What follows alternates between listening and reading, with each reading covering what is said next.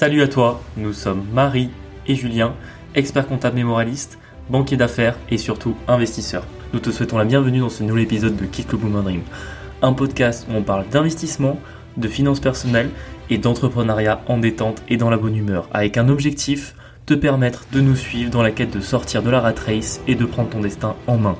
Grâce à nos expériences pro et à notre vie d'investisseur, nous te donnons les conseils qui nous ont permis d'avancer dans la construction d'un patrimoine immobilier et financier, principalement cryptoactif. Chaque semaine, nous abordons un sujet en le vulgarisant au maximum pour qu'il soit le plus intéressant. Nous recevons un invité par mois avec un parcours inspirant et une expertise différente sur de nouveaux sujets. Si tu apprécies notre podcast, je t'invite à t'abonner sur ta plateforme d'écoute, à nous laisser une note 5 étoiles et à partager cet épisode et ce podcast à 2 personnes de ton entourage pour nous aider à le faire grandir. Je te laisse tout de suite avec l'épisode et je te souhaite une très bonne journée. Hello tout le monde, bienvenue dans ce nouvel épisode. Salut à tous. On est content de vous retrouver cette semaine, on espère que l'épisode de la semaine dernière vous a plu avec Hugues. Nous on a adoré le tourner, un grand merci à lui parce que c'était super enrichissant je trouve. Il a un parcours de zinzin, donc on le félicite encore et on le remercie d'avoir accepté de passer sur le podcast. Ouais, et puis tu vois, il est vraiment dans l'esprit du podcast. On a toujours dit, on voulait amener un peu ce projet jeune dans nos épisodes, dans nos invités. Et puis bon, lui, il a tout juste notre âge. Et puis en plus, il a pris une voie complètement différente de nous, parce que nous, on a choisi l'investissement, lui, il a choisi l'entrepreneuriat. Donc, je trouve que c'est, je pense, parmi les meilleurs épisodes qu'on a fait. Enfin, en tout cas, nous, on s'est régalé. Il a duré quasiment 2 heures, donc je pense que ça se sent. On vous invite du coup à aller l'écouter si c'est pas déjà fait. Prévoyez un petit bout de temps. Ouais, franchement, je pense écoutez-le jusqu'au bout parce que même moi je l'ai réécouté et franchement il est vraiment intéressant jusqu'au bout. Il y a pas de répétition. En plus, ce qu'on dit toujours, c'est que c'est un invité parce que des fois quand on reçoit un invité, il y en a qui sont plus ou moins à l'aise, etc. Ouais, et lui vraiment, on lui posait une question, il était super à l'aise, il déroulait, etc. Il a un beau storytelling en plus. Donc je trouve que l'épisode il s'écoute super bien. Ok. Aujourd'hui, épisode fourre-tout. Ouais, on avait envie de se brider aujourd'hui. Bah en fait, on a des choses à vous dire en fait, c'est pour ça. Ouais, voilà, on a des choses à vous dire, plein de petits sujets qui des fois sont pas forcément, ça vaut pas le coup de vous faire un épisode de 40 minutes des fois sur les sujets qu'on va aborder aujourd'hui, mais voilà, c'est plein de petits sujets qu'on note au fil de l'eau et qu'on se dit à un moment donné, faut en parler, donc plutôt que le problème, c'est que soit on vous le mettait au début d'un épisode plus gros et à nous, on allait faire des épisodes d'1h30 et je pense que tout le monde est un peu pressé en cette rentrée. On essaie de faire quelques épisodes qui sont un petit peu moins longs. De raccourcir un petit peu pour que ça dure le temps d'un trajet et qu'on se perde pas dans des explications ultra longues. Donc, tout à fait. Et en plus, deuxième argument, j'ai eu un petit peu vos retours. Forcément, cet été, nous, on s'est pas arrêté. On a continué à publier un épisode par semaine. Vous étiez en vacances, vous avez pas tous écouté les derniers épisodes, c'est normal. Vous avez du retard, du coup, on pense à vous. On se dit que si on fait un épisode de 40 minutes, ça vous permet en même temps de rattraper un peu ceux qu'on a sortis cet été, parce que on a fait beaucoup de sujets, beaucoup de trucs super intéressants. Ouais. Et franchement, je pense que c'est mieux que de vous faire des épisodes de 2 heures où finalement vous allez vous dire, ah non, mais je vais pas avoir le temps d'écouter le dernier. En plus, il y en a d'autres que j'ai ratés, etc. Donc voilà, on essaie vraiment de s'adapter à vous pour que vous continuiez à passer des moments agréables dans les bouchons ou au travail ou autre ou au sport en écoutant nos podcasts. Yes. On commence avec les boom anecdotes cette semaine et il y en a un petit paquet. Ouais, il y en a plein, ça vous fera de nos actualités. On était un peu avare sur l'épisode d'avant Hugues. Genre, on avait quasiment rien dit parce qu'en fait, c'était la fin des congés pour nous, que on était déjà au bout du rouleau. On était au bout du rouleau, on avait plein de problèmes qui se réglaient pas, mais là, nous avons fait notre rentrée et putain, je sais pas quoi dire. C'est un peu le retour. Après, la semaine paraît durer 3 mois, tu vois. Et puis c'est surtout, moi je me suis répété toute la semaine, c'est notre dernière rentrée. Ouais. C'est notre dernière rentrée parce qu'en plus on a eu des vraies avancées. On va peut-être... Ah non, je respecte pas l'ordre des sujets, mais c'est pas grave. De toute façon, on avait dit que c'était un épisode pour tout. Cette semaine, je rentre, deuxième jour, je me retrouve à faire une réunion sur un catamaran. What the fuck. Au boulot. Alors bon, des fois je râle beaucoup sur ma boîte. Franchement, pour le coup, la balade en catamaran, elle était sympa parce qu'en plus on est dans le sud, on a eu du 25 degrés avec un petit peu de vent chaud, etc. Un beau soleil, c'était parfait. Mais c'est vrai que vous rentrez de congé, vous avez 1 million de choses à faire, plein de mails à traiter, des appels à passer, etc. Que ce soit pour mon taf ou pour ce qu'on a à faire à côté. Et en vrai, quand mon collègue il me dit ouais demain on est en catamaran, j'étais là mais qu'est-ce que tu me racontes. Et au final franchement on a passé un super moment, ça fait une bonne après-midi et en fait j'en ai profité surtout parce que du coup on est rentré lundi dernier. Parce que vous allez écouter ce podcast avec une semaine de décalage, parce qu'on a repris une semaine d'avance sur nos épisodes. Ça nous permet d'être un peu plus à l'aise pour la fin d'année aussi. Mais du coup, on est rentré le 9 septembre et c'est le jour où on a eu plein de bonnes nouvelles. Je sais pas si... Enfin, oui, c'est des bonnes nouvelles. Après, c'est peut-être pas celle qu'on attendait en priorité, mais... Ouais, mais elle faisait plaisir quand même, parce que ça retire de l'incertitude. Je vous avais parlé une fois dans l'intro d'un des épisodes, je pense que c'était avant l'été, que comme ça faisait 5 ans que j'étais salarié dans ma boîte et que je démissionnais à la fin de l'année, ils voulaient pas me faire de rupture conventionnelle, bon, ce qui peut se comprendre. Bref, je crois qu'on avait déjà parlé, mais que du coup, j'avais fait la fameuse procédure de reconversion. D'ailleurs, on en avait parlé dans un épisode. Quand on avait fait l'épisode sur le chômage, on avait bien présenté le fonctionnement du mécanisme, et j'ai officiellement eu la bonne nouvelle cette semaine. Ouais. Pôle emploi accepte ma reconversion. Donc je peux effectivement démissionner au 31/12 tranquillement. Ça va nous permettre de faire la transition sur notre projet professionnel pour l'année 2025. On est bien, et ça c'était vraiment la première bonne nouvelle de la semaine, parce que du coup j'ai profité de cette fameuse sortie en catamaran pour dire à quasiment tous mes collègues qu'en fait je partais à la fin de l'année. Et en plus, c'est quoi, les réactions, c'est comment du coup? Les réactions, alors les réactions à chaque fois, beaucoup d'étonnement. Genre la première fraction de seconde, il me regarde avec des grands yeux. Je sais que ça me sidère, parce que Julien, c'est le mec le moins corporate du groupe bancaire dans lequel il appartient. Genre, il est jamais là, il esquive les formations, il esquive les réunions. Genre, tu restes une matinée, même pas. Ouais, c'est sûr que c'est un after work, faut pas compter sur moi. C'est un truc de fou. Du coup, à chaque fois, ouais, c'est ça. À chaque fois, je voulais les étonner, mais parce que au taf ça se passait bien. Je veux dire, j'ai jamais eu un manager qui s'est plaint de mon taf ou quoi, bien au contraire. Donc forcément, ils étaient là en mode mais presque c'est dommage, t'es voulu pas. Et puis mais au bout de 15 secondes, ils font ouais, en fait finalement venant de toi, je suis pas si étonné. Donc finalement plutôt des bonnes réactions, ils m'ont tous souhaité beaucoup de courage pour la suite. Des fois même je suis étonné, parce que j'en ai pas mal qui me font un peu la réflexion en mode franchement respect pour ce que tu fais, parce que j'aurais pas le courage de faire la même chose. Et des fois je trouve cette phrase me fait toujours bizarre, parce que j'ai pas l'impression que je vais traverser la Méditerranée à la nage, que genre juste je quitte ton job, quoi. Ouais, je quitte mon job, j'hésite de faire autre chose. Après bon, c'est parce que s'ils ont peut-être pas toutes les cartes qu'on a dans la main, tu vois, genre les trois quarts savent pas du tout ce qu'on fait et du coup je l'ai expliqué à certains, ils le comprennent pas, tu vois, donc complètement, surtout que j'ai toujours été discret sur ce qu'on faisait sur l'immobilier, l'investissement avec mes collègues. Avec certains, j'en parlais vite fait, mais sans forcément toujours rentrer dans les détails. Et là, du coup, je me lâche un peu plus, comme c'est que je m'en vais. En fait, je m'en fous un peu, et je me dis que ils comprendront certainement mieux si je donne un peu plus de contexte. Du coup, il y en a, je leur explique. Et franchement, quand je leur dis qu'on a acheté 2 millions d'immobilier en 5 ans, ils me regardent avec des grands yeux. Ouais, c'est un drôle d'animal. Ils se disent, mais en fait, t'as fait ça quand, tu vois? Et j'ose pas dire, pendant mon télétravail, tu vois, mais t'imagines. Ouais, du coup ça fait des au moins pour le coup j'avais des choses à raconter avec mes collègues, donc au moins j'ai passé un bon moment, quoi. Ouais. Et toi, t'en as parlé dans ta boîte aussi? Non mais déjà j'arrive, donc si vous voulez les 1 heure de trajet me mettent dans le bain, où je me dis putain quel enfer. Et j'arrive, et du coup je retrouve mon collègue avec qui je m'entends super bien et tout. Et je m'en doutais, il me l'avait dit un peu avant que partir en congé, mais qu'il allait poser sa démission en revenant. Mais alors là, quand je l'ai vu avec son petit sourire en mode c'est fait, tu vois. Je me suis dit putain, ça va être vraiment chiant de passer après, du coup, donc je suis contente pour lui. Mais c'est vrai que du coup toute la semaine je me suis dit vas-y. En fait j'ai 2 patrons, donc je me dis dès que les 2 sont là, bam, je me laisse pas le choix. Et en fait, celui avec qui je travaille principalement, il ne s'est pas pointé de la semaine. C'est un truc de fou. Je me disais, putain, l'univers m'en veut, tu vois.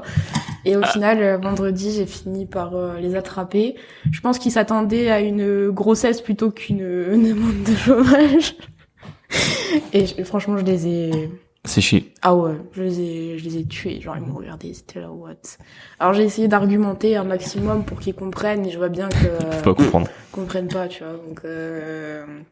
Donc, je leur ai proposé une solution. C'est peut-être là où j'ai été smart dans ma manière de gérer l'entretien, parce que moi, à chaque fois que j'ai dû dire que je démissionnais ou que je partais, toujours ça doit un truc qui m'a toujours stressé. Personne n'aime faire ça. Et puis moi c'est pas comme toi en fait. Moi j'ai les associés directement en face de moi. Toi ton manager il s'en branle, tu vois. Il s'en branle. Surtout que je lui dis longtemps à l'avance, quoi. Donc en fait il était là, c'est très bien, super, bonne chance à toi dans la suite, quoi. C'est ça, voilà. C'était aussi simple que ça. Moi j'ai l'impression que la vie du cabinet se joue sur mon départ. Donc j'avais quand même bien bossé l'entretien avec Julien avant pour éviter les drames, essayer de justifier un maximum, en gros, je leur ai dit ce qu'ils voulaient entendre. Mais là, j'ai compris qu'ils disaient, putain, mais cette génération vraiment. Et la première chose qu'ils m'ont dit, parce que du coup pour ceux qui savent pas, je suis en dernière année de DEC, donc je l'ai fini. Là j'attends pour passer le diplôme, il y a que 2 sessions par an. Et en fait j'ai une attestation de stage qui me permet de me présenter aux épreuves. Et franchement je m'attendais à plein de réponses, sauf celle-là, c'est qu'ils m'ont dit ouais mais tu vas faire comment pour ton diplôme? Genre tu veux pas travailler à mi-temps le temps de passer ton diplôme? Et je dis mais mon rêve, je viens de t'expliquer pourquoi je n'arrive pas en ce moment à gérer le CDI et le reste. Et tu vois, ils étaient là, gère le diplôme en plus. Mais justement, je dégage le CDI pour pouvoir gérer le diplôme. Ça, oui, mais en fait, il a essayé de te trouver une excuse. Surtout ce que t'as oublié de préciser un élément hyper important qui est un des plus drôles à nos auditeurs, c'est que en fait, du coup, ton collègue qui a démissionné et toi, en fait, vous êtes 50% des managers qu'ils ont en fait. Ah oui, voilà, du coup, dans la même semaine de rentrée, si vous voulez, les associés viennent de perdre 2 managers en moins de 5 jours, donc autant dire qu'ils étaient bien en PLS quoi. Ah, clairement. Et puis en plus, on a perdu, on risque de perdre de nouveau un gros dossier. Là, je sentais bien que voilà, C'était trop. Et franchement, il y en a un, il est devenu tout rouge. Et en plus, moi, j'aime bien regarder dans les yeux parce qu'en plus, principalement, je m'adressais à lui et en fait, vraiment, il me regardait pas, il était tout rouge. Je sentais bien que, genre, je le vois pas pleurer, tu vois, mais je voyais bien que vraiment, il était. J'aurais pris la chaise et je l'aurais assommé, ça aurait été la même chose, tu vois. Donc j'ai fait une demande, je leur ai expliqué la situation, je leur ai dit que j'aimerais avoir mon chômage, ils m'ont demandé si je pouvais réfléchir à un temps partiel. Une demande de rupture conventionnelle pour ceux qui veulent le détail. Et ils m'ont demandé de réfléchir à un mi-temps, donc j'ai dit oui, je vais réfléchir. Donc d'ici une semaine, je leur dirai que c'est tout réfléchi déjà, que du coup je veux bien en chômage. Je leur ai proposé une solution avec une collaboratrice qui est prometteuse.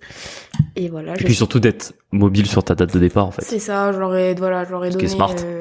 Je leur ai donné en gros un battement de 2 mois où je peux faire l'effort de rester un peu plus ou partir un peu avant si ça les arrange. Et voilà, et c'est jamais agréable, mais bon. Oui, mais puis bon, c'est des moments de la vie. En fait, je comprends. Enfin, moi, j'apprends tout le temps les moments comme ça. Et en plus, j'en ai un qui est vachement émotionnel. J'aime pas ça parce qu'on est au travail et que tu vois, on n'est pas mariés, quoi. C'est toujours particulier parce qu'en fait c'est un moment d'incompréhension avec la personne. Même moi quand j'avais dit à mon manager, je lui ai dit il y a déjà plus de 6 mois, en fait il allait me vendre à fond. En fait il y a moi dans la boîte en interne ils font une réorganisation des postes avec plus ou moins des nouveaux postes un peu mieux, etc. Bref, et lui il me voulait à fond me vendre ça et en fait il arrêtait pas de me DM sur Tips, etc. Me dire ouais on va parler de la candidature machin. Moi je lui ai dit ouais écoute on en parle à l'entretien annuel parce que je voulais profiter de l'entretien annuel pour lui que je partais et forcément pour lui aussi ça a été un peu une douche froide quoi. Après ils s'en est douté un tout petit peu parce que quand ils comprenaient que je bottais vachement en touche sur cette histoire de réorganisation, il a dû se dire que mais comme tu dis c'est une plus grosse boîte, c'est plus facile de remplacer entre guillemets quelqu'un et puis c'est un peu ce truc générationnel que moi dans la boîte où je travaille il y a quand même plusieurs âges donc ils voient plusieurs manières de penser alors que toi vraiment dans ta boîte c'est des très vieux avec des très jeunes donc forcément il y a pas d'entre-deux qui peut amener un peu de compréhension et d'écoute. Et tu vois pour mon collègue lui il a expliqué du coup qu'il démissionnait pour partir en entreprise etc. En fait pour l'instant il a pas retrouvé de plan B mais en fait j'ai pas peur il y a vachement de monde surtout etc. dans ta profession. Et alors vraiment ils m'ont parlé de lui du coup ils m'ont dit on vous comprend pas, là vous partez, lui il a pas de solution, et il nous dit qu'il veut moins travailler et machin, mais en fait c'est parce qu'il se rend pas du tout compte de ce qu'on fait à côté et pour mon collègue qui est un peu dans le même cas que nous, nous là je sais pas. Ouais, faut vivre à un moment donné quoi. Voilà quoi, vous êtes tous les deux cernés, non mais il y en a un, tu sais des fois à 14h, il fait un petit somme parce que en fait il envoyait des mails toute la nuit, tu vois. Genre il est complètement décalé. Je le vois là, il est comme ça, il ferme les yeux et il réfléchit. Vraiment c'est une drôle de génération eux aussi, tu vois. Et bon écoute, ça passera, hein, c'est pas la première fois, ça sera pas la dernière. Et voilà, j'espère que ça sera oui du coup. De toute façon, je vais pas trop leur laisser le choix. Ouais, ils vont pas trop avoir le choix en réalité. De toute façon, je clôture un groupe de société là, donc en fait, ça peut vite traîner jusqu'à un arrêt maladie si on trouve pas un accord. Et voilà pour les DEM, donc c'est bien, ça sonne la fin de 5 ans de travail. Ouais, donc, c'est un soulagement quand même. On approche le bout. Je vous cache pas que la dernière année est longue. Là, je dis plusieurs fois sur ce podcast, mais là, honnêtement, on est dans la dernière ligne droite et ça nous fait vraiment plaisir. Clairement. Tu veux nous parler un peu de ton P2E? Ouais, bah en fait dans l'avant-dernier épisode, donc avant l'épisode avec Hugues, je vous avais dit que je vous en parlerais parce qu'en fait j'ai fait un coup de zinzin sur mon P2E. Alors le P2E, on en avait parlé une fois dans un épisode, c'est le plan épargne entreprise. Donc en général, ce sont toutes les grosses boîtes ou toutes les boîtes de taille intermédiaire qui en proposent et souvent votre boîte elle vous donne de l'intéressement participation et moi je suis dans un groupe bancaire où l'intéressement participation c'est un peu ce qui fait que les salariés restent dans la boîte parce que on est un petit peu, on va dire on est plutôt sur la fourchette basse du marché en termes de rémunération mais on a un énorme P2E qui représente à peu près 3 à 4 mois de salaire donc en fait c'est énorme, c'est-à-dire que chaque année on prend facilement entre 8 à 10 000 euros sur notre P2E. Et avec les avantages et les inconvénients que ça. Donc le premier inconvénient du P2E, c'est qu'il faut le conserver 5 ans si vous voulez avoir l'exonération d'impôts, vous voulez avoir l'abondement de l'employeur. Et en plus, l'environnement d'investissement qu'on vous propose, bah c'est pas un compte titre, c'est pas un PEA, c'est pas un wallet crypto. Enfin, je sais pas si dans mon P2E je pouvais investir sur de l'Ethereum ou du Bitcoin. Enfin, il y aurait moyen de faire des trucs de zinzin et de partir à la retraite en 10 ans sans même faire d'immobilier. Mais malheureusement, c'est beaucoup plus mal fait que ça. Dans mon P2E, je peux soit que acheter des actions du groupe bancaire dans lequel je suis ou alors des FCP, donc vous savez c'est les fonds communs de placement qui sont pas très intéressants, il y a beaucoup de frais, ils sont pas très performants. En plus c'est que investi sur le CAC 40 ou les actions européennes. Il n'y a pas du tout d'US, de pays émergents. Enfin bon, on est très très restreint. Donc c'est pour ça que le P2E, il faut être un peu stratège si on veut faire des bons coups dessus. Je l'avais déjà débloqué une première fois quand c'était paxé et maintenant il y a 3 ans parce qu'en fait vous avez des cas de déblocage anticipé. Donc ça peut être l'acquisition d'une résidence principale, ça peut être le Pax, le mariage, la naissance du 3e enfant. Enfin bref, vous avez un peu plein de cas pour débloquer. L'avantage c'est quand vous débloquez par anticipation et vous restez exonéré d'impôts et ça vous permet de pas attendre les 5 ans pour débloquer vos fonds. Donc jusque là assez simple, je l'avais débloqué une première fois du coup quand c'était paxé à l'époque, ça nous avait déjà permis de sortir un peu de cash, je sais plus à l'époque on avait sorti 25 000 euros je crois, quelque chose comme ça, qui nous avait permis de faire des apports dans nos biens immobiliers et enfin tout simplement de payer les frais de notaire des opérations qu'on faisait à l'époque et là cette fois j'ai fait quand même un très très bon coup, c'est-à-dire que là j'avais à peu près 3 ans de P2E, j'avais 2022, 2023, 2024, donc ça représentait un petit peu moins de 30 000 euros, je crois entre 25 et 27 précisément, et j'ai réussi à sortir 50. Comment? En investissant sur les actions du coup du groupe bancaire dans lequel je suis, qui ont bien performé ces 2 dernières années avec la remontée des taux.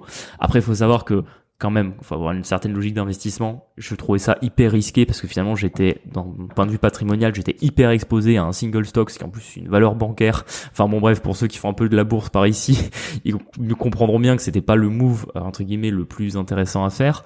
Néanmoins, l'autre avantage en ayant un plan d'épargne entreprise, en étant salarié de ce groupe, c'est que chaque année, il vous propose d'acheter des actions de la boîte avec une décote, un discount de 20 à 30% à peu près. Et notamment, avant l'été, au moment où il y a eu la dissolution de l'Assemblée nationale, où le CAC 40 avait pris une petite claque, c'est pile tombé sur la période où ils nous proposaient de réinvestir une partie pour avec un discount de moins 20%. Donc ça nous faisait un prix qui était assez intéressant. J'en ai profité pour réinvestir le maximum de ce qui me restait dans mon P2E en liquidité qui n'était pas déjà investi sur les actions de ce groupe bancaire. Et là, comme on s'est marié du coup début de ce mois, j'ai pu tout débloquer avec quasiment l'action au plus haut.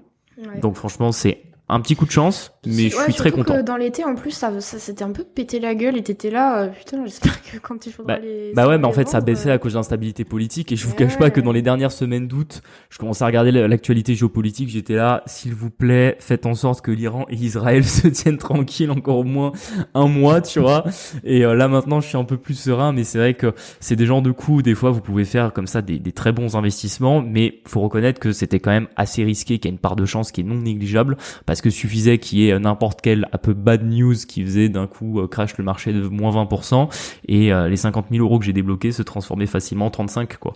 Donc faut quand même avoir les nerfs un peu accrochés. Et pourquoi je vous raconte ça? Parce que forcément tout le monde a peut-être pas un P2E, c'est pour vous montrer que il y a toujours des moyens par rapport à votre rémunération, par rapport à ce que vous avez accès en termes d'investissement, ce que vous avez autour de vous créer des opportunités et d'améliorer ce que vous faites. Parce que par exemple, je parlais avec certains de mes collègues de boulot, dont un par exemple qui va se paxer bientôt, et en fait il comptait se paxer, il comptait pas débloquer son P2E, et je lui dis non mais débloque. Il a genre 100 000. Ouais, et bah lui il a plus que moi, comme il est un peu plus ancien que moi dans la boîte, il a 100 000 euros sur son P2E, et en fait il était là, non mais je veux pas le débloquer, j'aime bien l'action, elle me distribue un dividende, etc. Mais j'étais là, mais débloque maintenant. Je dis tu prends ta plus-value maintenant, j'ai dit si tu veux te réexposer au même titre, tu peux le faire dans un PEA sous une forme de DCA, ça sera 10 fois moins risqué que d'être hyper exposé maintenant. Je lui dis en plus là, ça reste quand même un groupe bancaire, les taux vont recommencer à baisser à partir de l'an prochain, enfin même de cette année et encore plus l'an prochain. Donc indirectement, ça va faire à nouveau baisser les valorisations des groupes bancaires. Enfin, c'est le moment de vendre, quoi. Puis même peut-être que je vends pas au plus haut, si ça tombe, si j'aurais attendu 2 mois de plus, j'aurais peut-être gagné 10-15% de plus. À un moment donné, c'est comme on en a toujours parlé, que ce soit en bourse ou en crypto, faut savoir encaisser ses gains. Surtout sur un P2E où entre guillemets vous pouvez pas encaisser vos gains n'importe quand, parce que justement les augmentations de capital réservées aux salariés que j'avais faites, en théorie je devais également les garder 5 ans. Donc en fait c'était un peu le serpent qui se mordait la queue, en mode certes vous aviez des belles plus-values latentes mais vous aviez aucun moyen de les réaliser, et avec ce cas de déblocage anticipé, j'ai pu entre guillemets faire un bon coup là-dessus. Qui nous permet un petit peu de nous remettre à flot, parce que vous allez voir après on a les taxes foncières qui arrivent, et étant donné qu'on est une année un peu basse en liquidité, je vous cache pas que ça permet de nous remettre un petit peu mieux. Ouais, mais passons du coup aux taxes foncières. Punaise. Ouais, ça fait la transition. Punaise. Ouais. Alors après on le sait forcément, ouais, on vous dit dans chaque épisode qu'on a de l'immobilier, etc., qu'on a beaucoup de l'eau, forcément ça va avec beaucoup de taxes foncières, mais c'est vrai que quand vous les recevez, ça vous fait toujours quelque chose. Que là du coup j'ai fait les comptes cette année on va exactement payer on va payer 14 000 euros de taxes foncières, donc ça c'est vraiment sur celles qu'on a reçues en année pleine, plus on a déjà payé des prorata de taxes foncières sur les acquisitions qu'on a fait cette année. L'an prochain, avec les nouvelles acquisitions, on va monter à quasiment 25 000 euros de taxes foncières. Ouais. La seule bonne nouvelle dans cette histoire, c'est que sur les 14 000 euros qu'on paye cette année, il y en a 4 500 qu'on refacture à nos preneurs sur les locaux commerciaux. Ouais, donc il en reste 9 500 à notre charge, ça fait quand même un peu cher. En fait, moi ce qui m'agace, c'est que c'est toujours plus cher, et j'ai pas l'impression que il y ait un juste retour de ce qu'on paye, tu vois. Ah non, mais il y en a aucun. On vous en reparlera un peu plus dans un autre épisode, parce qu'on attend que ça se dégoupille. Mais en fait, on paye les taxes foncières à Montpellier, et putain, cette même ville de Montpellier est en train de nous cracher à la gueule en ce moment. Donc ouais, c'est un peu une mauvaise news qu'on a eue pendant l'été, qu'on attend. Ouais, on en avait parlé indirectement, mais bon, on vous l'expliquera de A à Z, mais moi, comme toujours, je dois attendre que ce soit réglé. Donc on vous en parlera dans quelques semaines ou quelques mois en fonction du moment où ça va se régler. Mais comme tu dis, c'est vrai que c'est assez embêtant de payer autant d'impôts entre guillemets à des collectivités, à l'État, et que derrière en fait presque on vient vous traiter de connards de riches, et presque qu'en fait ce que vous avez fait c'est pas bien. Enfin c'est vraiment une mentalité qui nous dérange, et c'est vrai que le fait que tout arrive en même temps, et y compris le moment où on doit payer les taxes foncières, c'est vrai que ça fait mal, parce qu'en plus l'inflation sur les taxes foncières elle est vraiment zinzin. C'est-à-dire que les taxes foncières elles prennent entre 7 et 8% cette année, sachant que dans la taxe foncière peut-être je parlerai à ceux qui en ont déjà pratiqué, mais en fait vous avez et les taux des collectivités qui peuvent augmenter. Donc par exemple, je sais pas moi, une commune elle peut décider d'augmenter son taux d'imposition locale de peut-être 2%, donc ça fera augmenter votre taxe foncière de 2%, mais ça c'est à condition que la base de calcul reste la même. Mais comme il y a de l'inflation en France, l'État revalorise toutes les valeurs cadastrales des taxes foncières, complètement dépendamment des loyers en passant, et du coup comme votre base imposable elle augmente, si la commune augmente en même temps son taux d'imposition, vous pouvez facilement vous retrouver avec des taxes foncières qui montent à 8, 9 voire 10%. Alors 10% c'est un peu plus rare, mais ça arrive dans certains endroits de France, et à ce moment-là ça devient complètement incohérent. Surtout que par exemple, pour revenir à Montpellier, c'est une ville qui va droit dans le mur. Les gens arrivent plus à se loger parce qu'ils ont mis des plafonnements des loyers qui sont en fait typiquement le truc le plus bête pour essayer de faire baisser les loyers. Et le problème, c'est que en même temps où ils vous mettent un plafonnement des loyers, vous augmentent les taxes foncières de 8%. Et le problème, c'est que votre plafonnement des loyers, il augmente pas de 8% en fait. Donc en réalité, ça envoie un super mauvais signal pour les investisseurs parce que en permanence, et c'est normal, ils attendent que les investisseurs locatifs fassent un peu leur travail, qui est leur plus-value, d'apporter de la rénovation, d'apporter des logements de qualité, etc. Le problème, c'est que si on peut pas les louer au juste prix et qu'en même temps on se fait racketter par la fiscalité locale, et là je parle même pas de l'imposition sur le revenu, hein, c'est deux choses différentes. Là je parle que des taxes foncières. Enfin en fait, on arrive dans un moment donné où forcément, vous allez toujours avoir des investisseurs immobiliers, hein, ça va pas s'arrêter, mais on va commencer à réfléchir à deux fois avant de faire des travaux, quoi. Clairement. Peut-être faire un petit rappel sur Kenny. Ouais. Du coup, on remercie ceux qui ont fait des devis par le lien déjà. Ouais, tout à fait. Et j'espère que vous avez été satisfaits. Enfin, en tout cas, n'hésitez pas à nous faire des retours là-dessus parce que c'est un des premiers partenaires qu'on a sur le podcast, qu'on a sélectionné. Donc, c'est important pour nous qu'on sache que vous êtes bien traités. Et bon, on n'en doute pas. Hein, sinon, on n'aurait pas fait de partenariat avec eux. Ouais. Puis nous, on a eu l'occasion de travailler avec ses collaborateurs parce que nous aussi, du coup, on passe par eux pour certaines assurances. D'ailleurs, nous, on économise 12 000 € sur la durée restante de nos offres de prêt, sur 2 prêts où on est en train de changer l'assurance emprunteur parce que c'est une banque avec qui on travaille plus, donc on retire tout ce qu'on peut retirer, y compris les assurances de prêt. Et Kenny va nous faire économiser 12 000 € sur la durée, donc ça représente environ 30 € par mois d'économie sur les ADE, donc franchement c'est déjà très bien.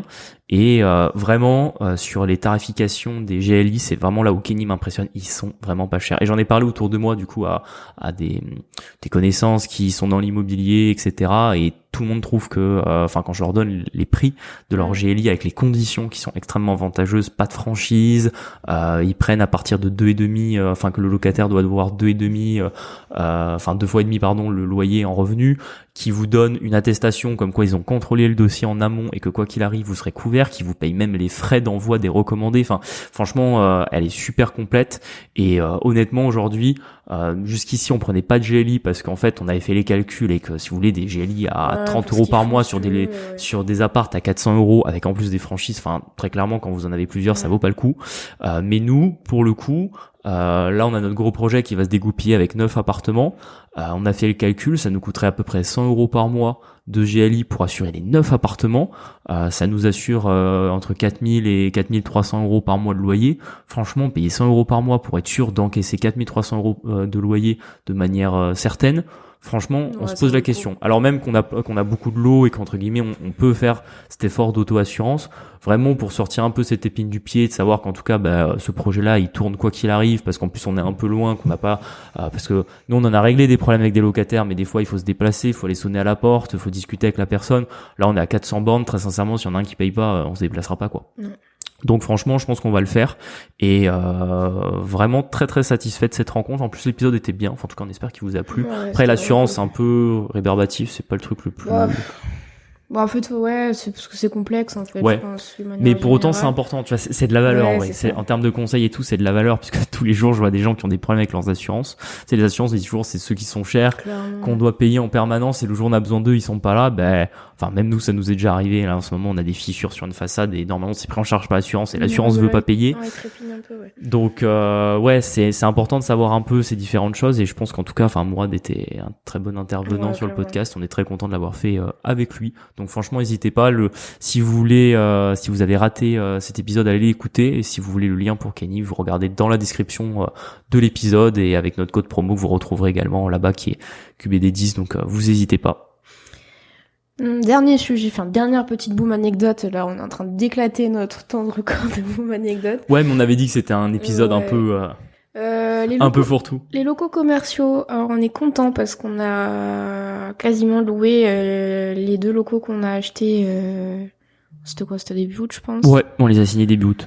Et franchement, en vrai, on est soulagés parce que. D'ailleurs, c'est des gros loyers. En plus, à un moment donné, on est très bas en liquidité. Ouais. Donc, tout de suite, ça fait rentrer des loyers de manière immédiate. On est serein de payer le prêt, d'avoir du cash flow en plus. En plus, on encaisse les dépôts de garantie du preneur. Donc, pareil, ça va nous amener un peu de liquidité sur les comptes. Donc, franchement, c'est top. Il y a juste donc ça faisait partie des mauvaises nouvelles de l'été, mais on a eu un local commercial qui nous est rendu. Ouais, un preneur qui a arrêté. Je pensais pas que ça arrivait. Mais ouais, malheureusement, ça peut arriver. Un preneur qui a fait un échec sur de la restauration. Alors bon, encore une fois, c'est notre seul local sur de la restauration. C'est que la restauration, c'est compliqué. C'est des activités, vous regardez dans votre ville, hein, enfin, en général, quand vous êtes dans une grande ville, les restaurants, ils vivent, alors soit il y a ceux qui sont là depuis 20 ans, soit il y a en général les nouveaux, ils ont 2-3 ans d'espérance de vie. Donc là, c'était une petite activité de restauration emportée qui a pas marché, malgré que la personne qui nous a pris le local a fait des travaux, a fait beaucoup de communication.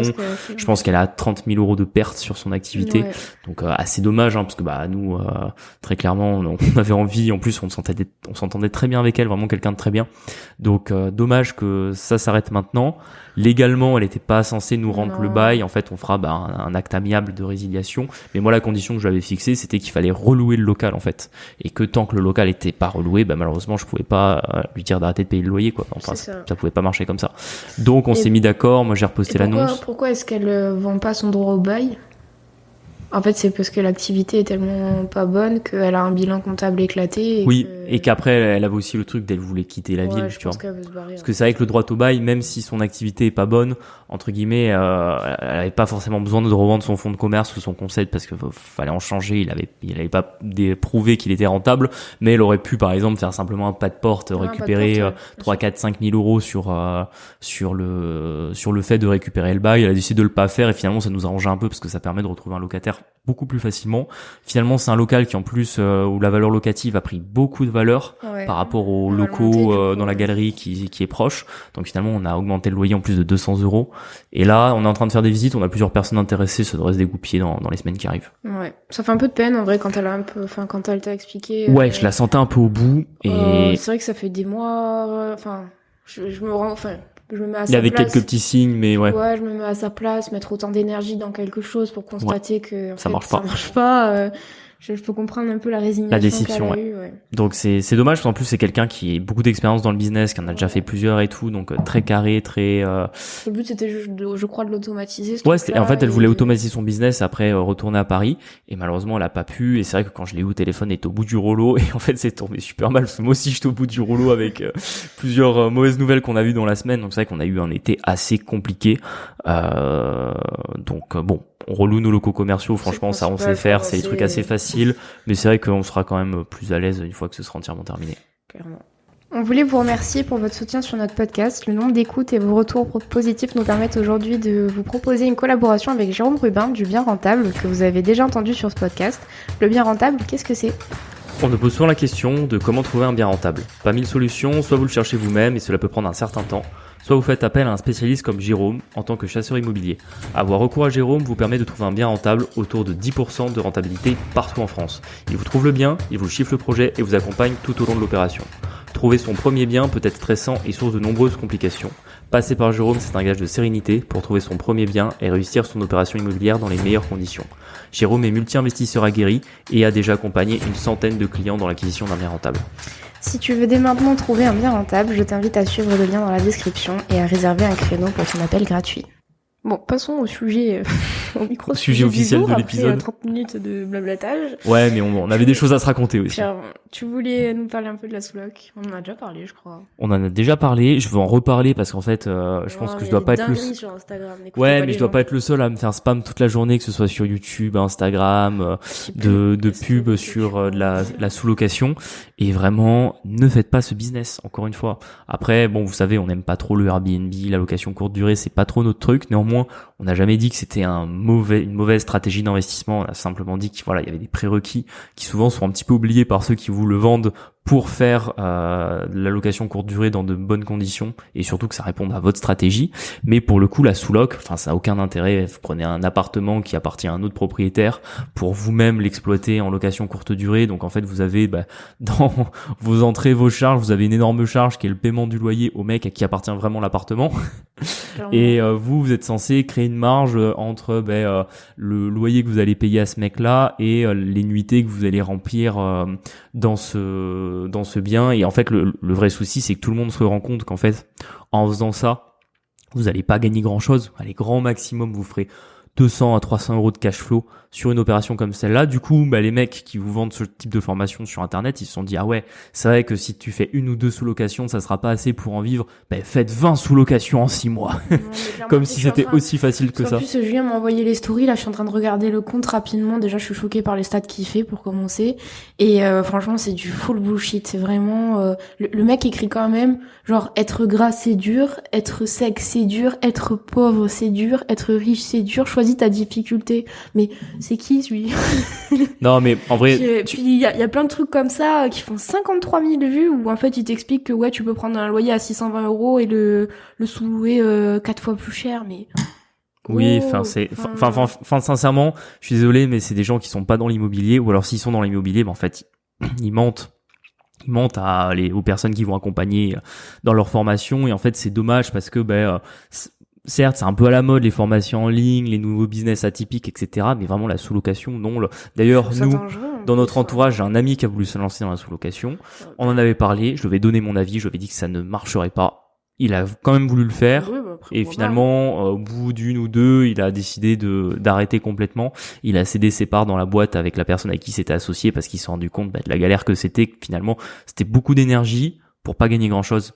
Et vraiment, la sous-location, on vous le déconseille. Et puis encore plus quand c'est dit de cette manière-là, parce que nous, on fait de l'immobilier, on sait le temps que ça prend de meubler un appartement, d'automatiser, etc. Franchement, faire 20 sous-locations en 6 mois, même en étant à temps plein, à moins d'avoir 3 salariés avec soi, je vois pas comment on le fait. Et en plus, le prix des meubles. Comment tu sors le prix des meubles pour meubler 20 appartements en 6 mois, quoi.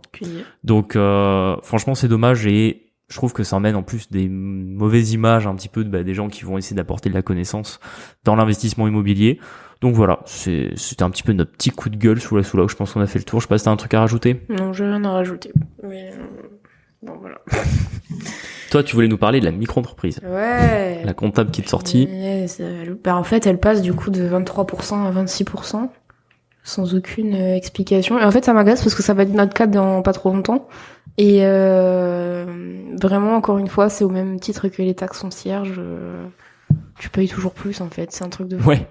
Non, mais surtout que c'est une giga arnaque, et c'est pour ça qu'on... Je sais même pas ce qu'ils te disent que tu cotises en plus, peut-être pour valider des trimestres, ou je sais pas. Mais non, en fait, non, attends. Non, c'est pire que ça. En fait, ils ont augmenté de 3% les taux sur la micro-entreprise pour, soi-disant, permettre aux auto-entrepreneurs d'avoir accès à la caisse de complément de retraite du RSI. Oui, voilà, mais sauf qu'en fait, c'est une giga arnaque, parce qu'en fait, de un, ils vont te faire payer plus cher pour déjà un truc où tout le monde, tous les indépendants qui cotisent au RSI, même au SSI, pardon, ça a changé de nom. Tous ceux qui cotisent au SSI, ils le disent qu'en fait on est mal couvert et qu'en fait on paye très cher pour pas grand chose. Et le souci, c'est que du coup tous les micro-entrepreneurs, qui étaient quand même un régime, même nous dans ce podcast on vous l'a dit, que la micro-entreprise c'était intéressant et que c'était un moyen d'être peu fiscalisé en faisant un side business ou même votre activité principale.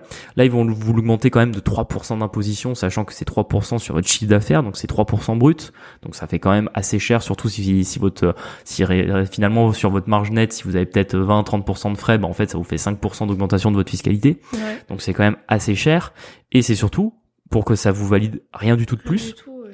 Parce qu'en gros, à partir du moment où ça sera 26%, vous commencerez à gagner des points dans le régime complémentaire de la sécurité sociale des indépendants. Sauf qu'en fait, pour ceux qui ont déjà une carrière en cours, ils n'auront pas prévu une compensation pour avant. Ils auront dit, en fait, on sait pas trop comment on va faire. On verra, on vous donnera la possibilité de racheter des points complémentaires plus tard. Sauf qu'en fait, pareil, ça, acheter des points dans les régimes de retraite, mais c'est la pire arnaque.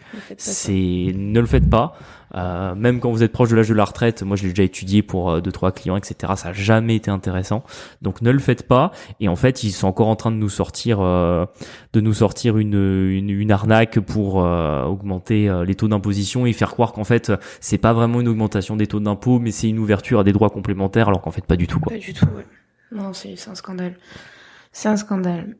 Est-ce que tu veux nous parler de notre nouveau Premier ministre et du déficit public, surtout parce que lui en soi, c'est vrai qu'il est pas ultra intéressant, mais... Ouais, non, c'est pas l'objectif de ce podcast, honnêtement. Michel Barnier, Premier ministre, on n'a pas grand chose à ajouter, si ce n'est le déficit public. Je sais pas si vous avez déjà entendu parler alors c'est une agence, je crois que c'est une sorte d'autorité administrative indépendante qui s'appelle France Trésor.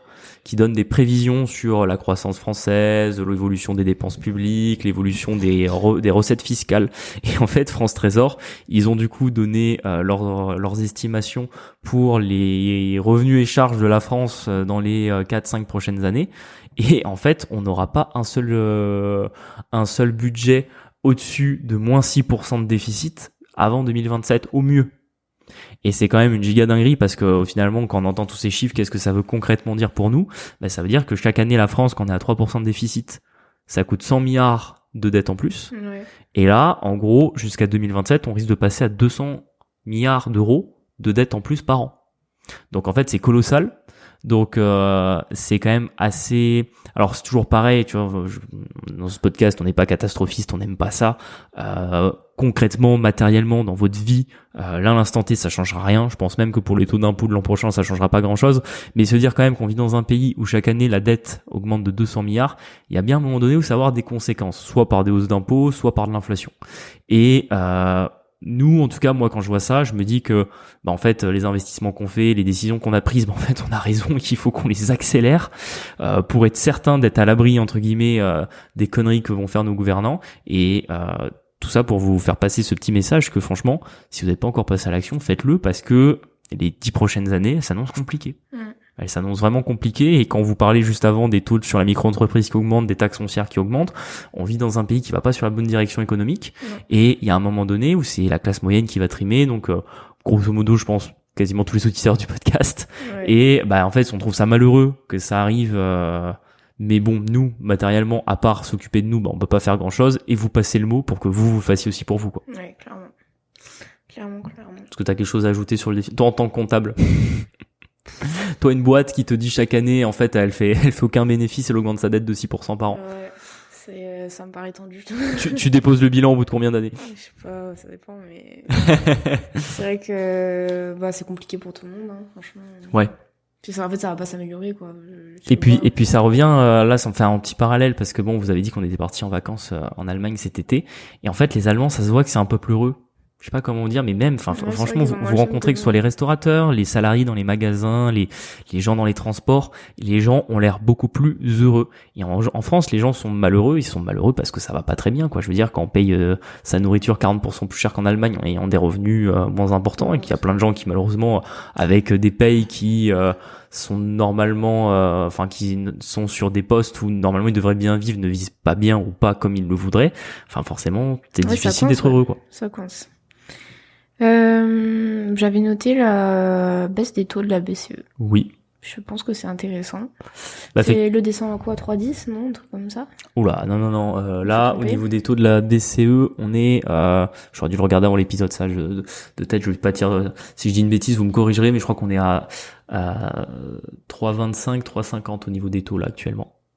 D'accord. Donc le taux le plus bas est à 3,25, le taux un peu plus élevé est à 3,50. Effectivement, la BCE a encore baissé ses taux, c'était cette semaine ou semaine dernière, cette semaine je crois. Donc il y a 2 semaines quand vous écouterez ce podcast. Et c'est un peu normal parce qu'en fait l'inflation est en baisse en Europe et on est au bord d'une récession. Donc est-ce que ça veut dire qu'on aura des prêts plus facilement? Oui, pour le coup, ça par contre c'est une bonne nouvelle pour les investisseurs immobiliers. Ça va faire baisser un petit peu les taux d'emprunt. Et d'ailleurs moi je le vois dans mon boulot. Avant l'été, je faisais encore des prêts à 4%. Là, par exemple, début septembre, on a une espèce d'offre flash. Alors ça me refait une petite parenthèse sur mon boulot, mais je sais pas, on est dans le secteur bancaire, on est dans un milieu qui est très lent, où les dossiers prennent énormément de temps, où genre, je veux dire, on n'est pas en train de vendre des télés ou des trucs où genre le mec il rentre dans le magasin, il ressort et c'est réglé, tu vois, on vend des trucs on propose du conseil, des offres qui sont parfois le projet de vie d'un client, et là vraiment ils nous ont fait offre flash, taux 3,5 jusqu'au 18 septembre.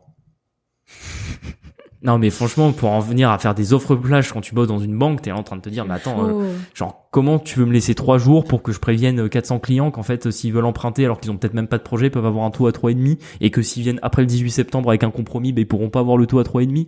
Enfin c'est n'importe quoi. Bref, tout ça pour vous dire que du coup on propose des taux à 3,5 qui est déjà beaucoup mieux que 4, et je m'attends que d'ici la fin de l'année, les meilleurs profils aient des taux autour de 3%. Okay. Donc pour les investisseurs immobiliers, c'est pas mal parce qu'en plus vous avez toujours des prix qui sont un petit peu en baisse et en tout cas des grosses affaires à faire sur le marché immobilier.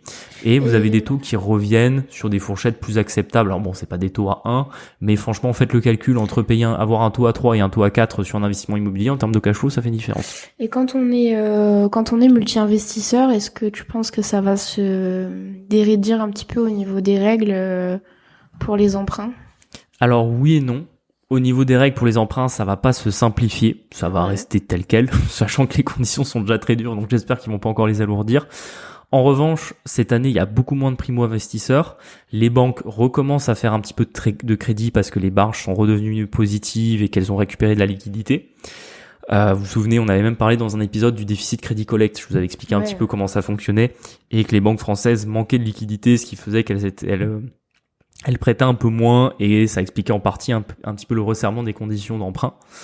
Et tout ça pour dire que le DCC c'est un petit peu détendu. Enfin, par exemple, dans mon groupe bancaire, c'est le cas. Je pense que dans les autres groupes bancaires aussi.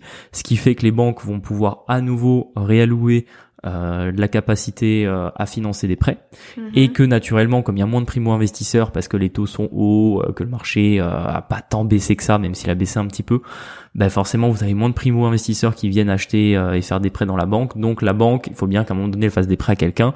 Elle va recommencer à faire un petit peu plus de prêts aux entreprises et un petit peu plus de prêts aux investisseurs immobiliers. Moi, je le vois déjà dans les consignes qui me sont données actuellement. Ben, écoute, on espère que ça ira pour ceux qui veulent emprunter. Nous-mêmes, d'ailleurs, on va pas tarder, là. On va présenter un dossier d'ici 15 jours pour notre dernier projet de l'année. Et on attend que ça passe. Et une fois que ça passe, vraiment, on aura réussi une année 2024 bien chargée. Ouais. On espère que cet épisode assez court, un peu différent. C'était 43 minutes. Ouais, c'était plus un épisode de discussion. Ouais, de toute façon, il y avait pas... L'épisode était déjà riche avec Hugues la semaine dernière. On avait des choses à vous dire et comme on vous a dit. Ouais, c'est ça permettait de faire un petit point sur pas mal de choses qu'on avait notées. Ça fait un épisode un peu plus détente. On espère que ça vous plaira. Et n'hésitez pas à nous dire aussi si ce format où on aborde des sujets peut-être un peu plus légers ou un petit peu plus courts où il y a moins de choses à dire, ça vous plaît parce que ça permet peut-être d'apporter plus de diversité dans un épisode si le sujet accroche moins, ou est-ce que vous préférez les gros épisodes d'1 heure, 1h30 On sort le PowerPoint et ça y va. Ouais, c'est ça presque. On sort les tableaux Excel et en même temps on vous raconte des anecdotes de zinzin. Enfin, de toute façon ça reviendra, on en a encore plein qui sont prêts, mais voilà, c'était un peu pour proposer quelque chose de nouveau sur ce 65e épisode. On espère que ça vous a plu. On vous dit à la semaine prochaine. À la semaine prochaine, ciao.